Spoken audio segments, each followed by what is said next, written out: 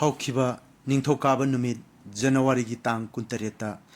भारत लामीन सिल्लग लांदारखिबा लांफम अमदा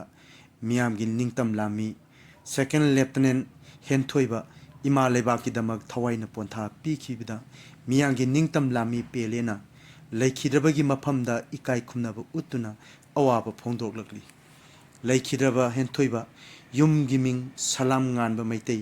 कक्चिंग जिलागी कोमनाव मखा लेकाई अपोपा सलाम इनाउबी अपोपी इबेसा सलाम ओंबी मखोई अनीगी मसा अहुमगी मनुंगदा अतोन इमा लेबागना मिखा पोंदुना लेरिबा सिबु नोंमदी सोइदनमकी मनिंग तंबा लेबा अमा ओहेनगनी इमा लेबागना निंग तमना फंगनबगीदमक